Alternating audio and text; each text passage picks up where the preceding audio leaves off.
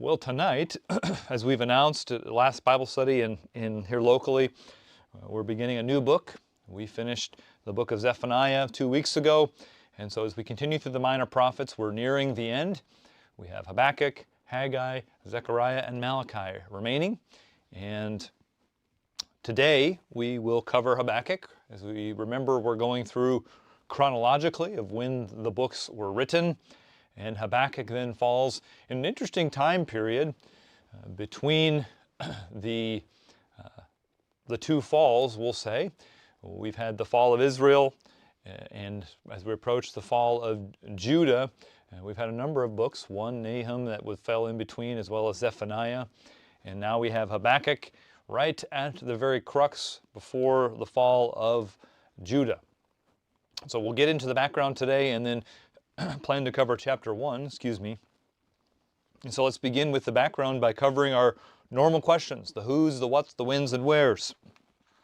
The title of the book is also the name of the prophet, the who, and that is Habakkuk.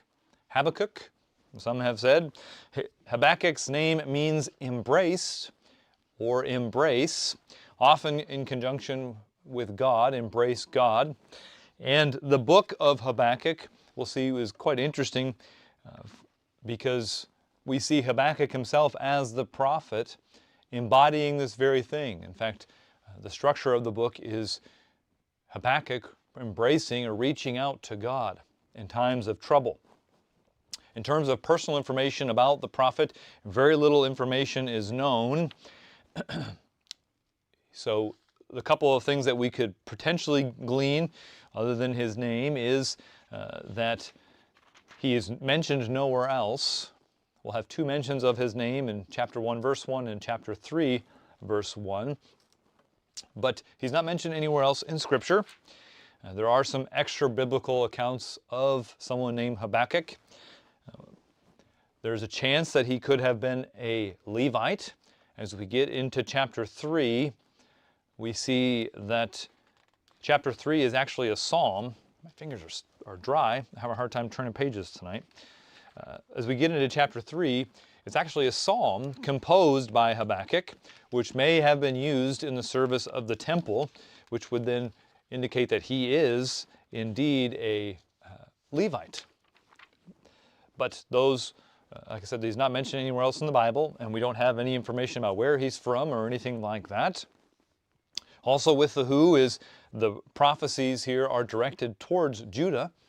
Remember at this point, as we'll get into the when here in just a second, Israel has been taken captive, the northern 10 tribes, and so Judah, referring to the southern tribes, which contain Benjamin and Judah and Levi as the priests that would still remain, as the priests were scattered throughout Judah and Israel. Also we'll have Babylon, or the Chaldeans, mentioned in this book as a major player. The terms of the when and the where, the timing of the book.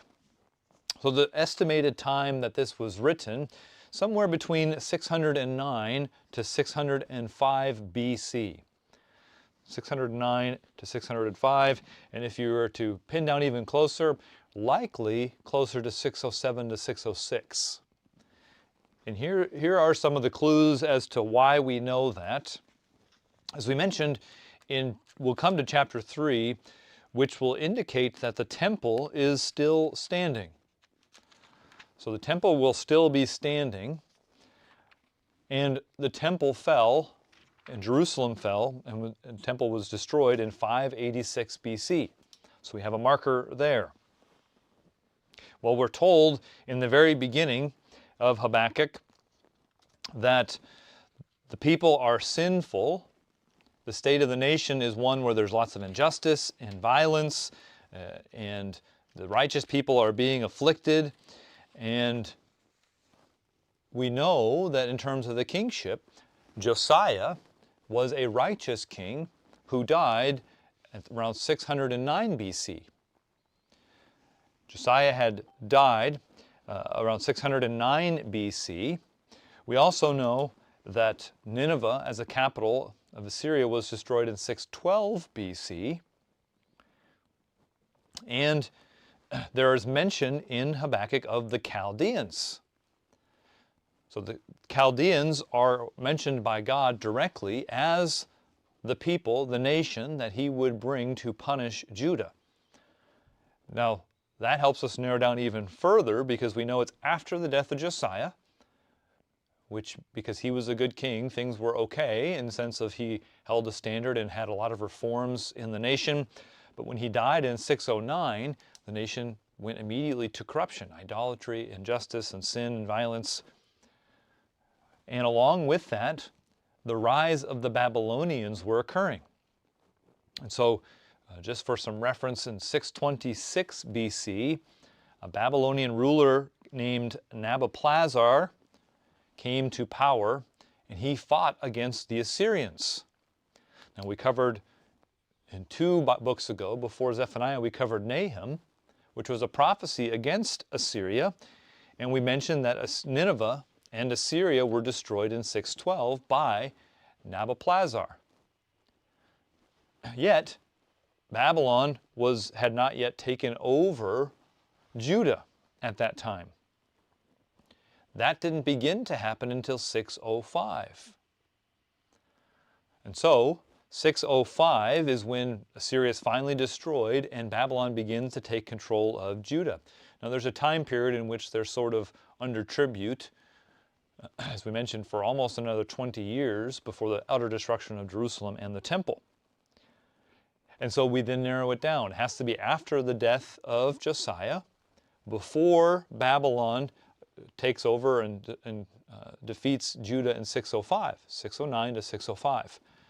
We also have to allow for some time to pass for things to get bad. So Josiah dies in 609, and so an estimate of 607 to 606, before Babylon comes and after the death of Josiah, and things have continually gotten worse.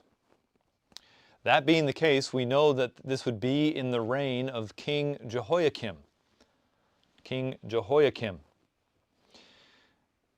And so, the message then is to Habakkuk and to Judah. Habakkuk is told to spread the message to those, not just for himself. There's no evidence that he went to the Babylonians. But at this point, in terms of the when and the where, Judah is surrounded by enemies. Israel has fallen. Assyria has fallen. Egypt would fall in just a year or two, just before Judah. And so Babylon is this menacing threat. And their tactics and what they do is well known, and well known to Habakkuk. Oops. And so that's the when and the where and the who. We have the main players, Habakkuk, Judah, Chaldeans, or Babylon, as we'll see. The when and the where, about 607 to 606 BC, and it's in the land of Judah. And in a time frame in which morally, religiously, Judah is really in decline after the death of Josiah, and the military might of the nations around Judah, and specifically looking at Babylon, is increasing.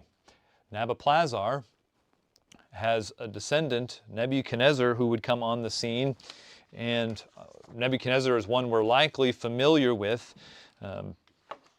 because he was the one that actually would be ruler when Judah was taken captive. So, the what? What is the content of the book? Well, the theme deals both with the fall of Judah as well as the fall of Babylon, or the Chaldeans.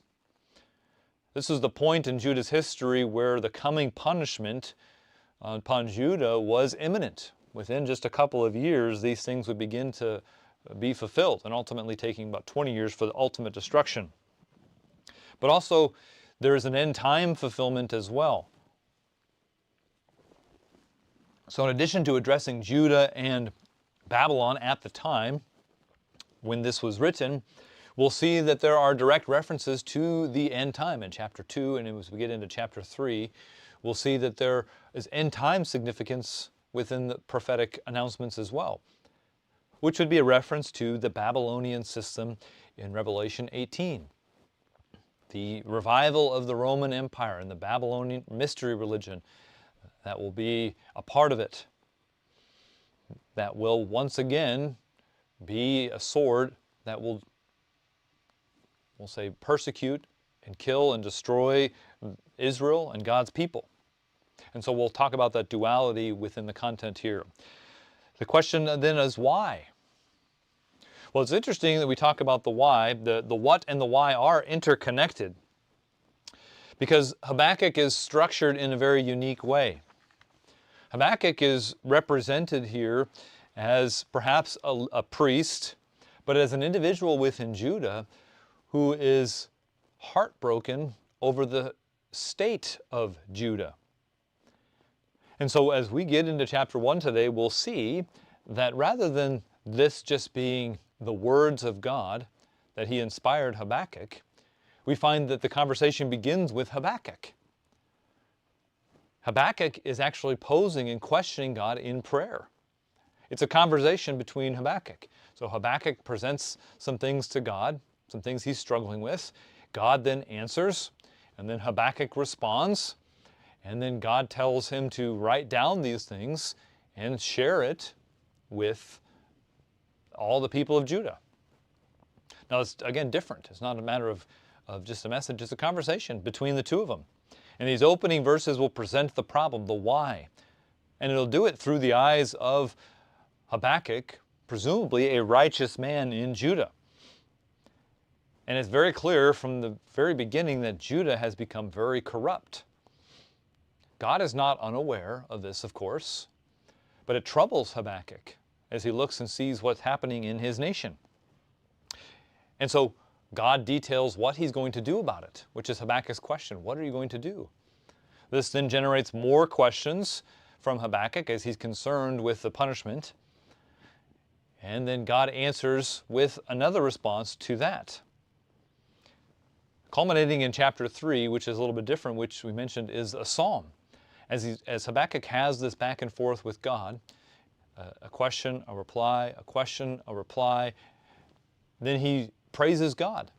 Through this process, Habakkuk actually is brought to a better understanding of God. The fact that God is just, he is aware of the things going on, and he is in control. And that is a great relief to Habakkuk, that understanding and reminder. And so as we go through the book of Habakkuk, there are some very important prophetic things that are going to be play out that we'll make point of. But due to the way the book is structured, it presents a really important lessons for us to learn, because each of us could certainly be in Habakkuk's shoes. And we certainly, as we see the end of the age approaching and see things getting worse, as Habakkuk did, and we'll point this out, there are going to be parallels for us. And as we culminate in chapter 3 with how Habakkuk begins troubled and he ends at peace, it becomes a primer for us to go through and say, we need to do that same thing. Go through this process, which it's not wrong to question God and ask him questions, but then to humbly accept his answers and reminders and inculcate that in how we view the world. So very beautiful book, very important, and certainly some great reminders. And we'll try to, again, make the personal lessons draw out for us as well as the prophetic implications. Okay, so with that background, let's try to get through Habakkuk chapter 1 today. Always, I say try because hopefully we won't get carried away. I don't think we will. Structured it in such a way that it should be something that we can accomplish. So, Habakkuk chapter 1 and verse 1. It says, the burden which the prophet Habakkuk saw. So we find, again, a similar structure to the other minor prophets. It's told that this is the burden, the oracle, or the prophecy that the prophet, the inspired Habakkuk, saw. Now this is different than the way that other individuals saw or heard.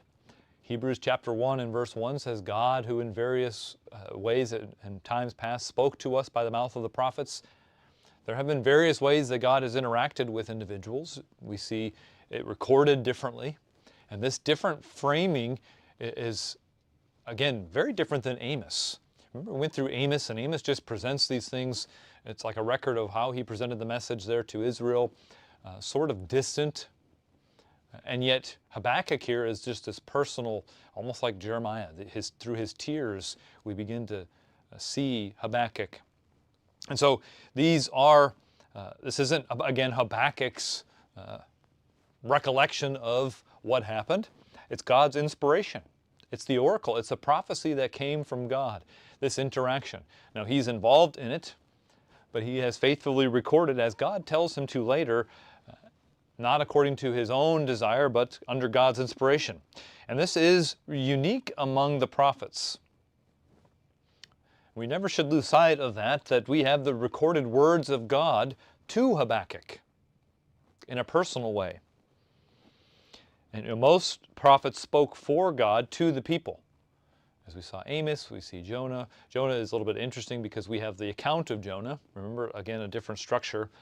But you think of the other prophets, Hosea, Joel, here are the words, go tell it to the people. And we have an account of that. But here, this is an account of God's covenant people that had violated God's law. And this is going to be presented to us in a personal account. And so, verse 2 begins to play out the problems that Habakkuk sees, what he's struggling with. I saw a text in there. So he says in verse 2, O Lord, how long shall I cry, and you will not hear? Even cry out to you violence, and you will not save.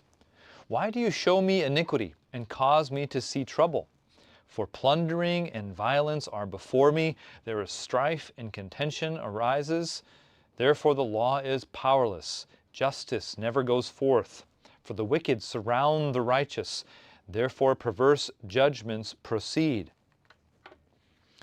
He begins by really questioning God because of the terrible things that he's witnessing within the nation that should be an example.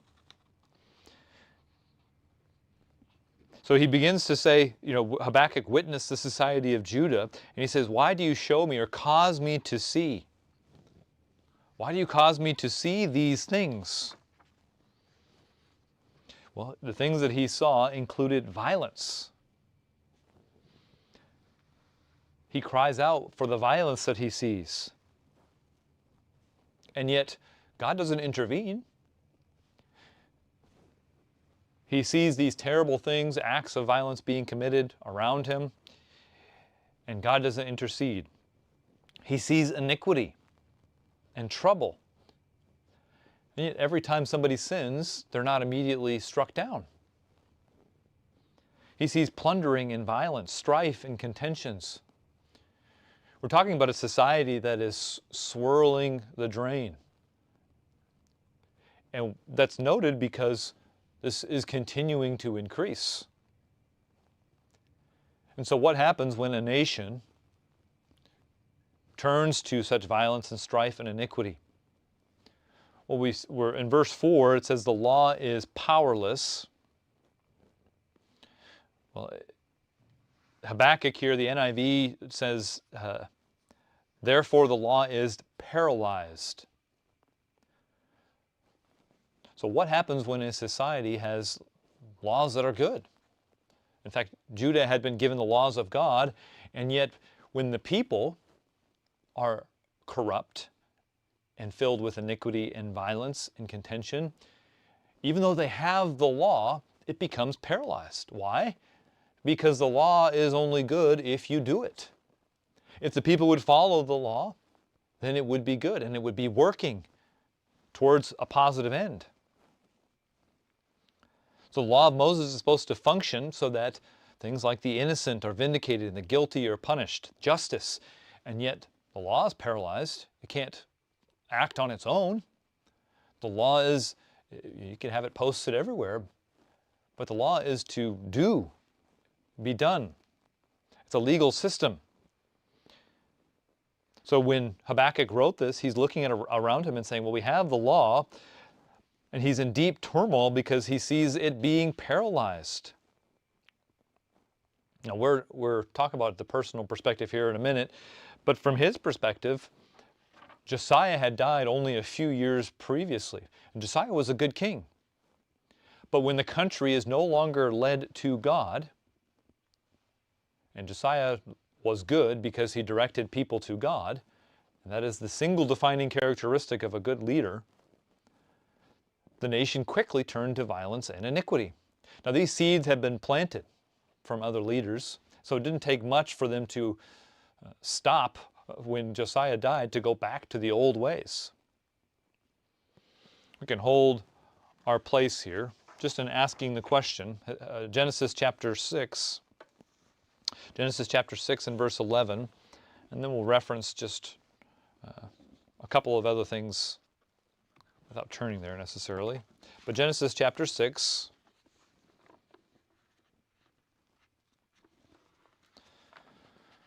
and verse 11,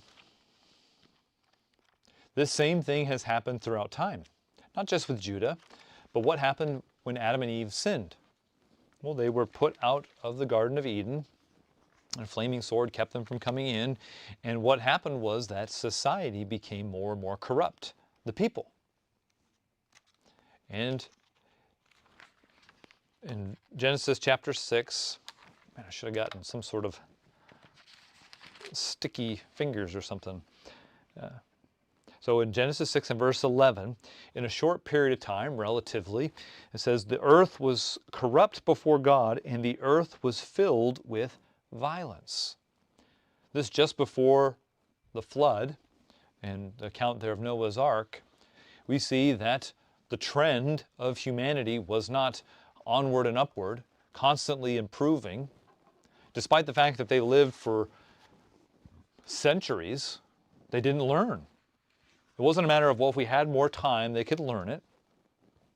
But the earth became filled with violence. In fact, it's described as every thought and intent was evil. It happened within Israel. It's happening right in this time with Judah. It'll happen at the end of the age, as in the days of Noah. Well, violence, injustice, greed, feuding, fighting.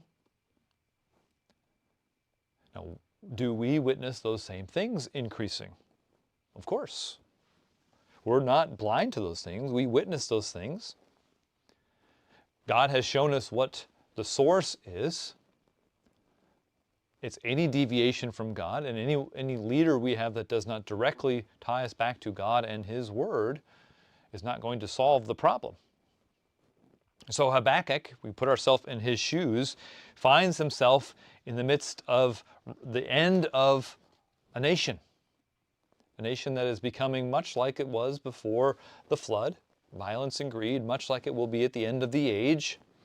And the lack of response in the way that Habakkuk wanted led him to question whether God could hear or save.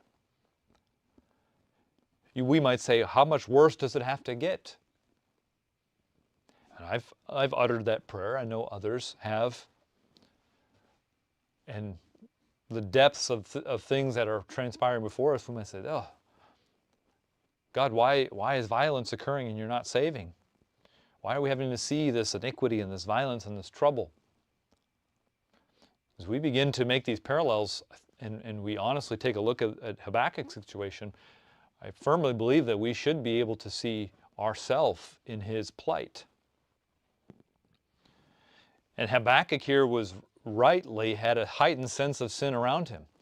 So here we have a couple of lessons, one being, Habakkuk didn't allow the fact that the nation had quickly turned to sin to change his view towards sin.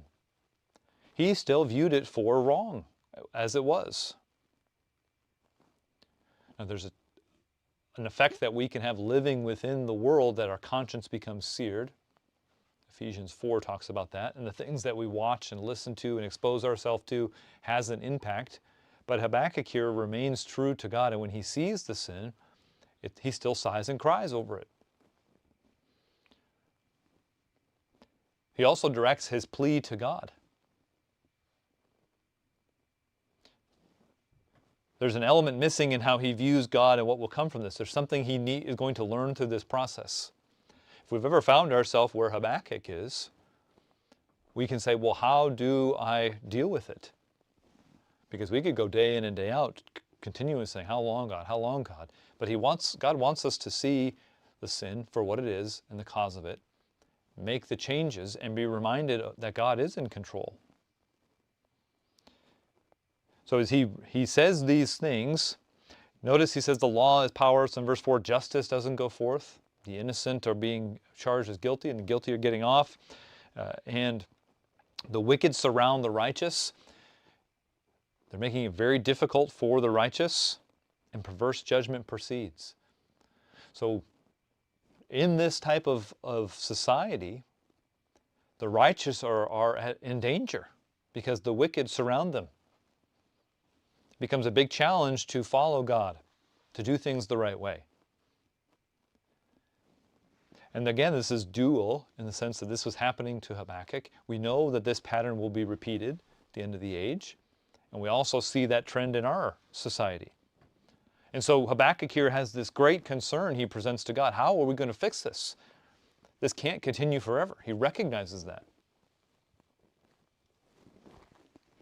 And pleads with God to fix it.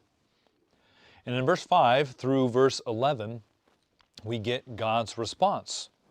So what I'd like to do is just read verses 5 through 11. Then we'll go back in and highlight some points.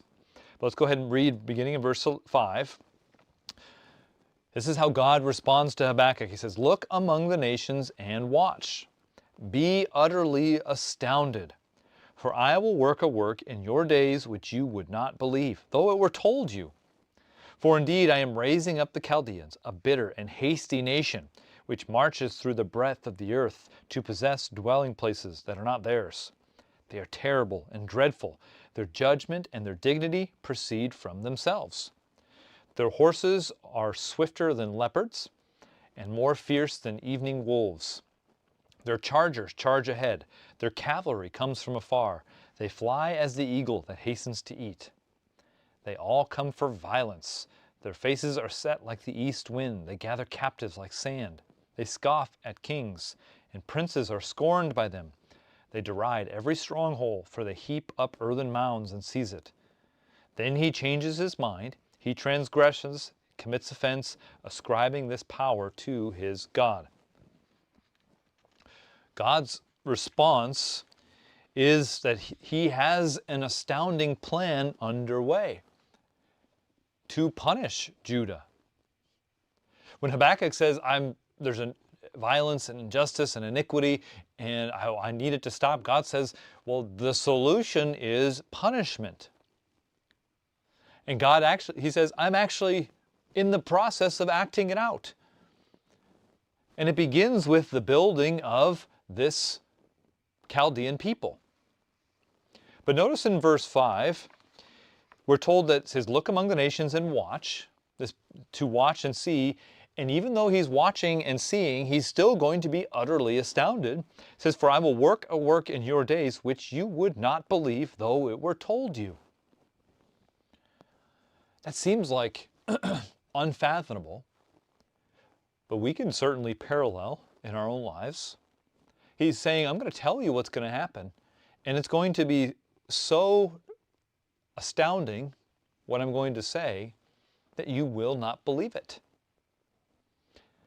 Let's consider some of the reasons why he wouldn't believe it. Jeremiah chapter 5. Just quickly here, a couple of verses. Jeremiah chapter 5. Now it makes sense for why the people wouldn't believe, why Judah wouldn't believe. But this certainly could mean, it's so horrible, it's hard to even grasp. But more likely, it talks about a rejection of God's message. That would never happen. That could never happen to Judah. Or put it broadly, that could never happen to our nation. And yet that's exactly what God says is going to happen. So Jeremiah 5 in verse 12. Notice the response. Jeremiah was contemporary with Habakkuk. And so he would have been preaching already. He began preaching in the reign of Josiah. and went all the way down until the destruction of Jerusalem. But it says in verse 12, they have lied about the Lord and said, it is not he. Neither will evil come upon us, nor shall we see sword or famine. They were told and didn't believe. Go over to chapter 6 and verse 10. Chapter 6 and verse 10 says, to whom shall I speak and give warning, that they may hear? Indeed, their ear is uncircumcised, they cannot give heed. Behold, the word of the Lord is a reproach to them. They have no delight in it. They have no desire to hear what God would have them have to say. Even though he's telling them what's going to happen, he's telling them about the destruction that will come. We also see that Habakkuk himself later on does not believe. The message that he's going to give is very hard to hear. And yet we have a responsibility when we look at what's going to happen in this nation and around the world. We may have the tendency to believe like Jeremiah 5, oh, that sword and famine, that'll happen later. It won't happen to us. We just need to keep the good times going for a little bit longer and we'll be okay. Band-Aid fix here, Band-Aid fix there, just everything will be just fine. And yet God has told us what's going to happen. We don't want to be uncircumcised of ear. We want to have our heart circumcised, our ear open to hear, and remove the biases, and remove our carnal nature so we can truly understand, so that we can change. Not just so that we can, knowledge puffs up, but that we can change and do what God would have us to do. We're mentioned, again, back in, oops, did I lose my, oh, there it is. Back in Habakkuk, God specifically calls out the work that he's doing. He says, I'm raising up the nation of the Chaldeans. Now, the Chaldeans are the ruling class within the Babylonians. So Babylon is the nation, and within Babylon there was a class of people called the Chaldeans. And so when we go and read about the Chaldeans, it's synonymous with the Babylonians, that same empire, just a specific class that are being prepared. And this is, as it says in verse 6, God's raising them up, and he describes them as a bitter and hasty nation. And they go through and march through the breadth of the earth, possessing dwelling places that are not theirs. They're conquerors. And they go out expanding their territory. Now, we'll make note of this happening. This was already beginning because in 612 they had expanded and taken over Assyria, and they were going to continue their expansion, become this massive empire. But this will also transpire at the end of the age.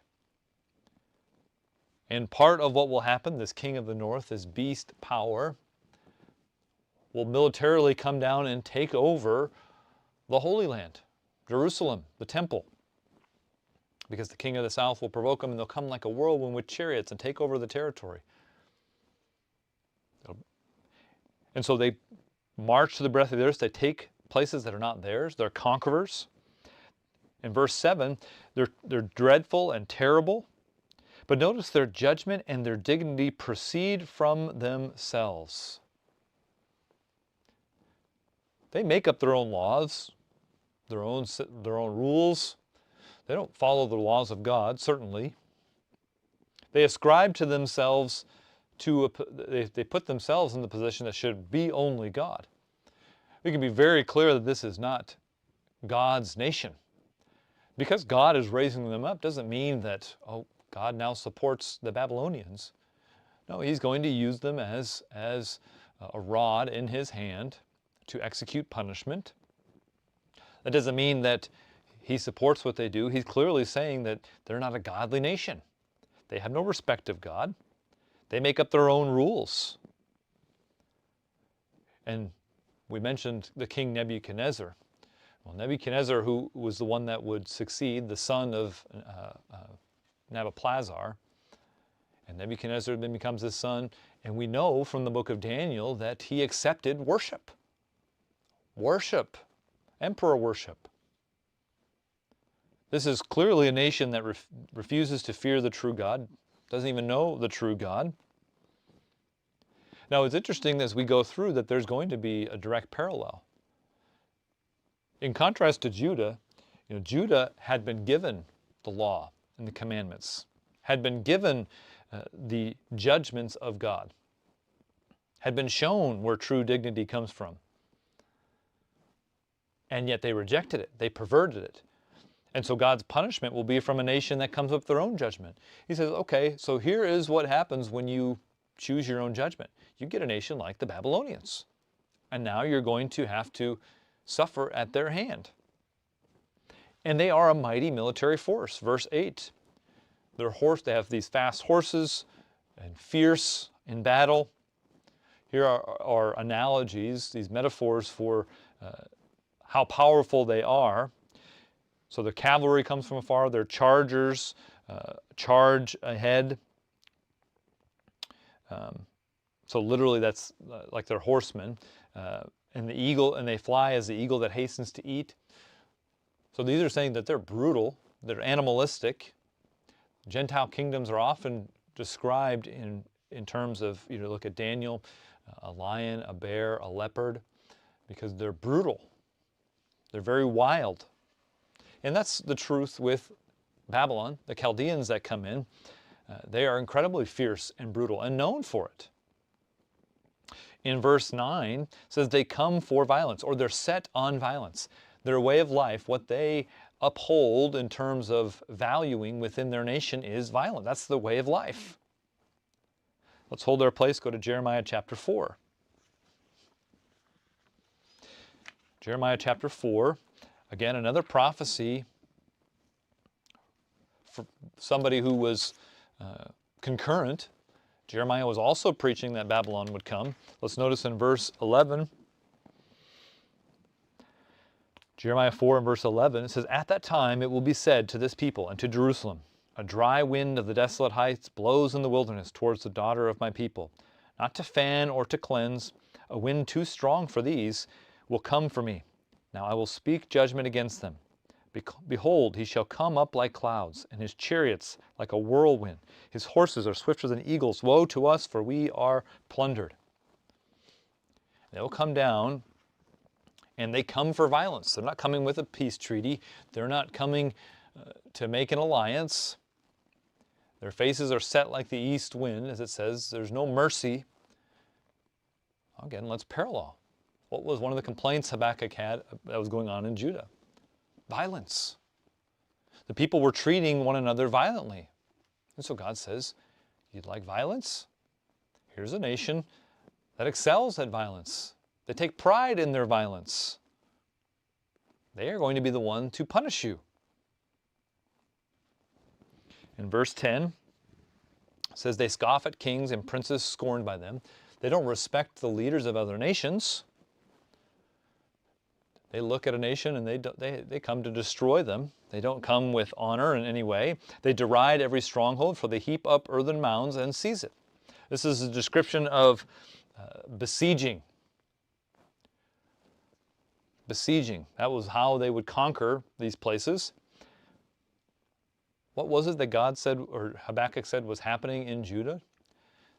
Well, in verse 4 it says, the wicked surround the righteous.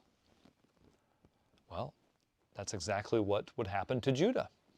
The way that they surrounded and besieged the righteous in their own nation, God says, you will now be besieged by this nation, this corrupt people. Verse 11, as we end this section, as God is explaining this, says, then they sweep past, or says, then he changes his mind, he transgresses, commits offense, ascribing this power to his God. So it's quite an interesting phrasing, maybe a little bit hard to understand in the New King James. The NIV says it like this, says they sweep past like a wind and go on. Guilty people whose own strength is their God. What is it that they worship or have them as the most important? They worship themselves. They worship the system that wins. That's all they care about, is dominating, having victory. And they attribute it to their strength. And then attribute their victory and say, well, the gods must favor us because we won. They attribute it to their own strength. So we have a description here of a people that are coming that have violent disrespect for the law. And God is going to use them to punish Judah, who had become a violent and disrespectful of the law themselves. Now, what will happen, the parallel here, at the end of the age? Well, these same attributes describe the Babylonian system at the end of the age. And in the same way that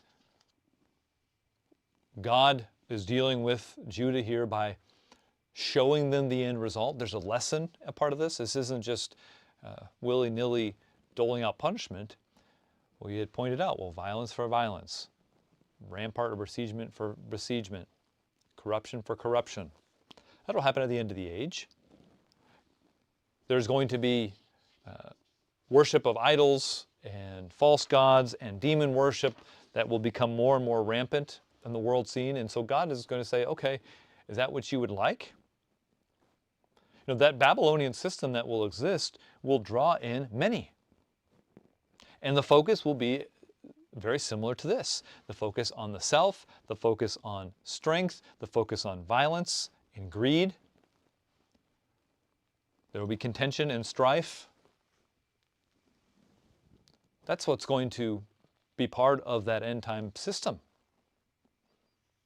This was a prophecy that the people refused to heed. We've already mentioned. God says, I'm going to tell you it. They're not going to believe it. You're not going to believe it.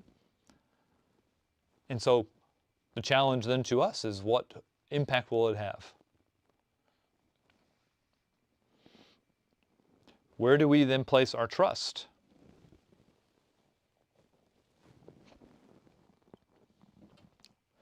Well, the challenge is to place our trust in God, not in our own strength, of course, our own wisdom, our own intelligence.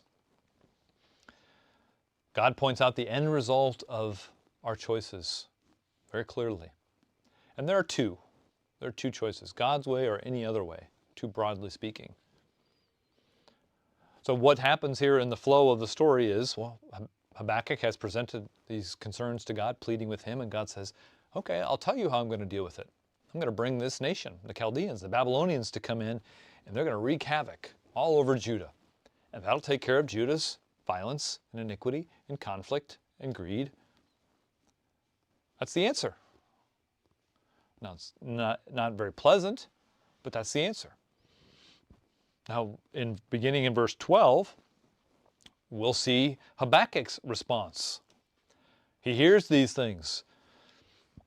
It says in verse 12, "Are you not from everlasting, O Lord, my God, my Holy One? We shall not die, O Lord.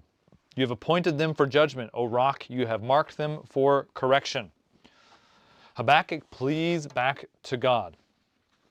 So he goes back and he says, you had covenanted with our people. He says, I'm glad that God that you're going to take action and that you're going to deliver the righteous from the land. But his confusion is, why are you using a wicked and terrible people of the Babylonians? You've appointed them for judgment.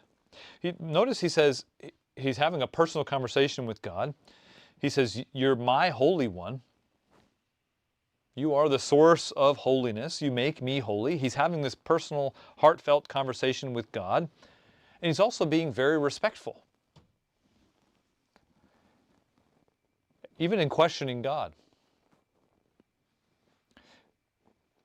The names of God emphasize this statement, we shall not die. It says God's going to punish his people, but he knows, Habakkuk knows that they're not going to be wiped out. And so he doesn't question God's decision to correct his people. He understands that that has to take place. But what he does question is the method. And it causes him a great deal of trouble. If you go through and read verse 12, and we can look into it a little further, just the reverence he has, the names of God, how he elevates him. He's not disrespectfully questioning God. But God isn't opposed to us asking him questions. That's how we learn. That's how we understand. Sometimes that's the best way. If something we don't agree with, ask a question or understand if we don't understand something. Habakkuk didn't understand. Now, he could have said to himself, well, I don't understand, but it's God, so I just move forward. And he never would have learned. Instead, he says, okay, God, you're everlasting. You're the Holy One. I know you're going to save, you're not going to destroy us completely because you're a covenant God. You've appointed judgment. I understand that. You're my rock. You don't move. I move to you, and you've marked for correction. I understand those things. But here's what I don't understand. And so in verse 13, he begins to describe the things that he doesn't understand. He says, you are of purer eyes than to behold evil, and cannot look on wickedness. Why do you look on those who deal treacherously, and hold your tongue when the wicked devours a person more righteous than he? Okay, he says, how can you take this wicked nation? I know we're bad, but the Babylonians are even worse. And you're pure. You're too pure to even look at that. How can you allow this terrible people to do such a thing? And even when God describes it, they're guilty people. They're hasty and terrible and go by their own strength, and they're violent and fierce. He describes Judah as being more righteous than Babylon. He lamented in verses 2 to 4 how bad it was in Judah. But remember what God said in verse 5? So I'm going to tell you, and you won't believe it. He lacked comprehension. He can't comprehend even what he's hearing. It's so foreign to him. Even though it's told to him, he's just struggling with comprehending it. And so he continues with his questioning in verse 14 and 15.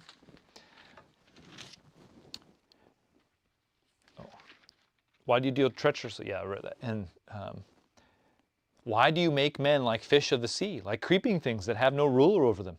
They take up all of them with a hook, catch them in their net, gather them in their dragnet. Therefore they rejoice and are glad. Well, he says, well, you've set this up, and the Babylonians are coming in and it's like shooting fish in a barrel.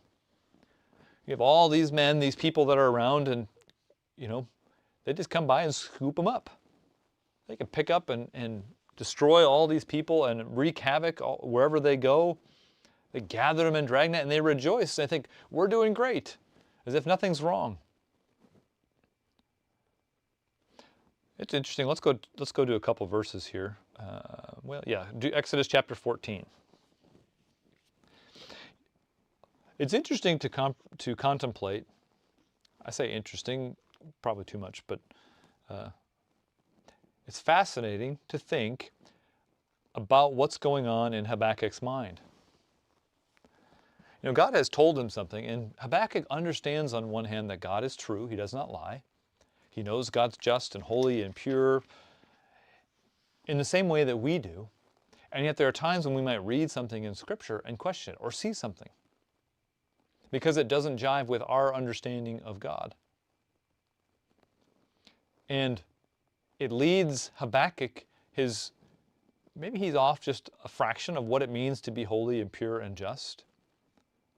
But that little fraction allows him to go down a road in which he questions some things. Some reasoning that is off.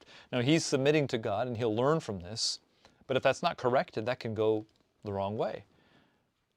And part of what he's going to learn is what we're going to read here in Exodus 14 and verse 13. And Moses said to the people, this is as they're going to cross the Red Sea. Remember, there's the Red Sea in front of them and Pharaoh's army behind, and they're all scared and complaining. And Moses said to the people, do not be afraid. Stand still and see the salvation of the Lord, which he will accomplish for you today. For the Egyptians whom you see today, you shall see again no more forever. The Lord will fight for you, and you shall hold your peace. As Habakkuk's going through and saying, look, Babylon comes through and they just take up all the men that they want and they destroy and they take and plunder and they rejoice and they're glad and there's nothing anybody can do about it. What's the missing ingredient in that? Right here. Verse 13 and 14. Is it out of God's control? Are the Babylonians exceeding what God would allow them to do? Deuteronomy chapter 1 and verse 30. One more verse and then Deuteronomy 1 and verse 30. It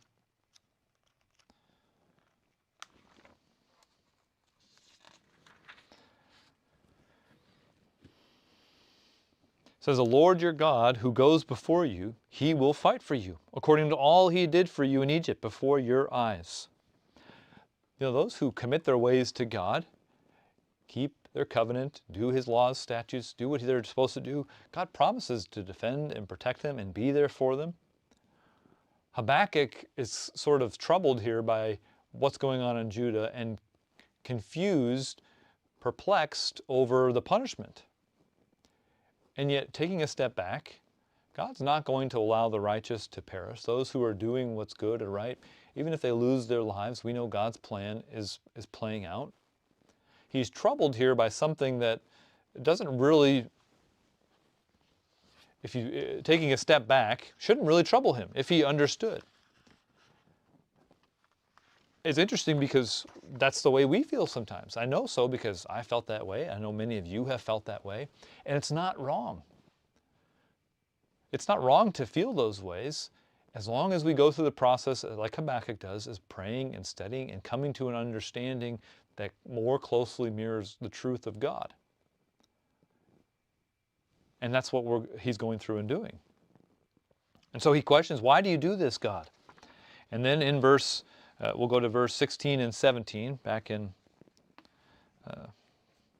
Habakkuk chapter 1, verse 16 and 17. It says, therefore they sacrifice to their net. So God says, he says, you're allowing them to go through and capture all these people, and then they, in turn, are worshiping their own strength. It says they burn incense to their dragnet, because by them their share is sumptuous, and their food plentiful. Shall they therefore empty their net and continue to slay nations without pity? Their attributes, they attribute their success to themselves and their weapons. Well, why not? They're going through and God's allowing it and brutally destroying these nations. And Habakkuk then, his question is, where does it end? Because they're going to go through and do all these things and they're going to think that they have the winning key to success. Will God allow them to go to the ends of the earth, destroying all the nations? How can a God who's perfect in justice allow this injustice to go unchecked? Well, let's go to Revelation chapter 6.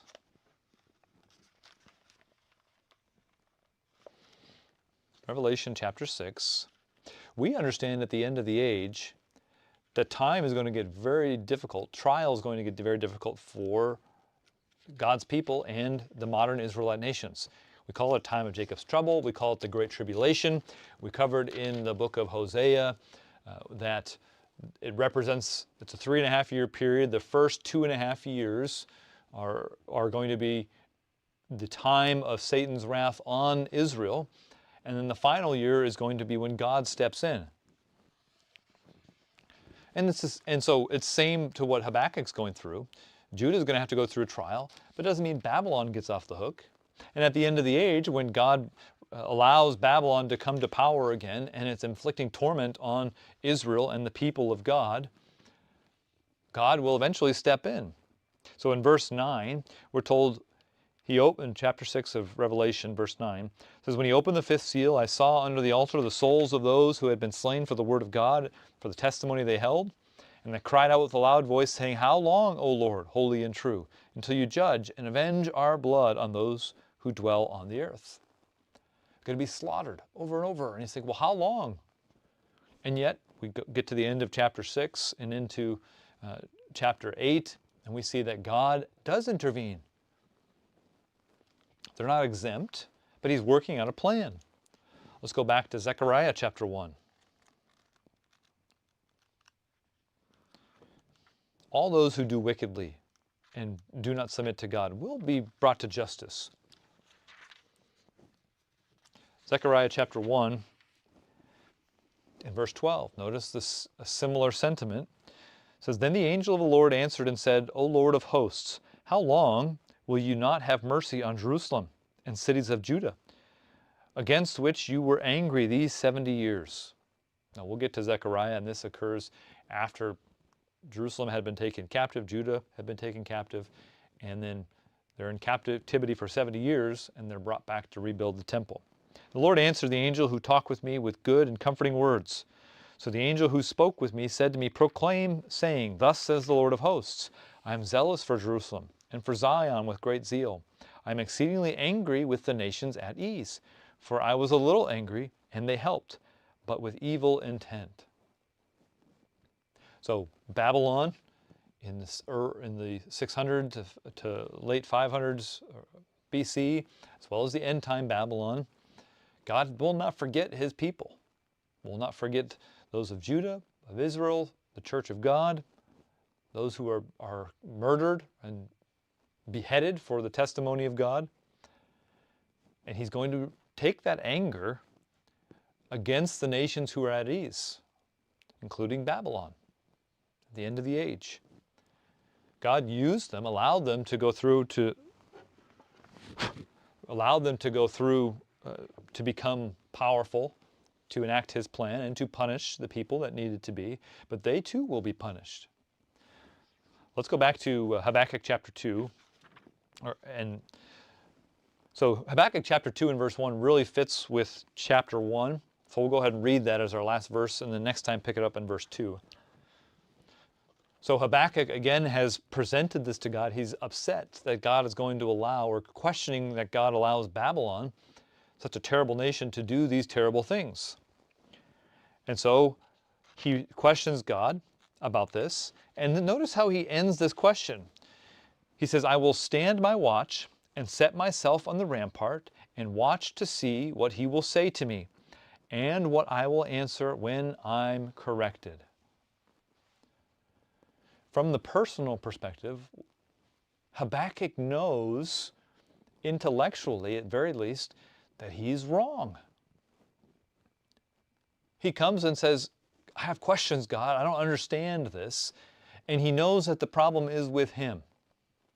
There are times throughout Scripture that it's important for us to recognize. Abraham questioned God. Moses questioned God. They spoke their mind. But never once did they have the arrogant attitude. Never once did they have the arrogant attitude of thinking that they knew better than God. They knew God knew better, but they also knew they didn't know God as well as they should or could. And they needed to come to God and ask the questions so that he could answer. And they're eager to get the answer from God. Even, Habakkuk saying, even to be corrected. And that's the key element from the personal perspective of Habakkuk. Questioning is good. Just like a parent, we should love the questions of our children. And I know that can get burdensome at the end of a 7-hour trip, and you've had 1,000 questions, and you say, enough questions for today. But God wants us to interact with him. He wants us to bring the questions, but he wants us to do it in humility and always having the frame of mind saying, the misunderstanding is on our part. Now, this should also inform how we treat those with questions. We should have a little more patience, hopefully, when we are asked questions. We can ask ourselves, do we feel comfortable with God to speak our mind? So we notice he says, I'm going to wait. I'm going to stand my watch. He is the watchman. Another chance that he might be a Levite, that he is given this position.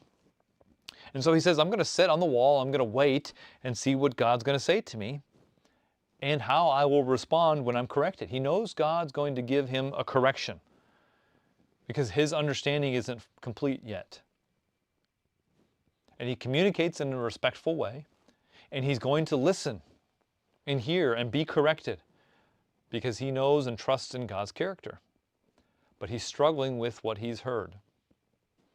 And that's okay because he's human. It would be a problem if he arrogantly corrected God. Before he forms his thoughts, though, and that's the key. Before he makes judgment, he waits to hear what God will say. This is an incredible study for us to go through and just consider. How often do we make judgments apart from God and His Word? How often do we look at the world around us and make judgments about the way things are and what we see without including God in the process?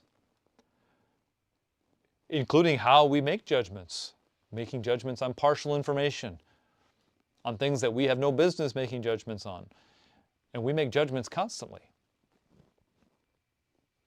This is an incredible reminder for us to always come before God. Tremble at His Word and use that as a guide in a relationship with God.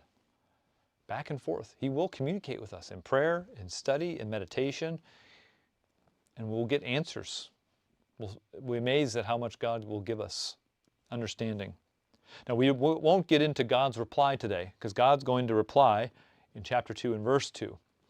We've asked quite a few questions. We've left several open thoughts for us to consider, and we'll find some of those resolutions in chapter 2 that we'll cover next time. But I hope that we can relate to what Habakkuk's going through.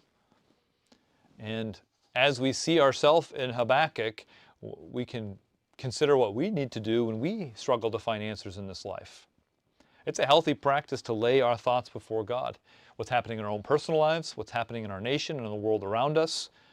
But we have to then look to God to answer those difficult questions. He will give the answer.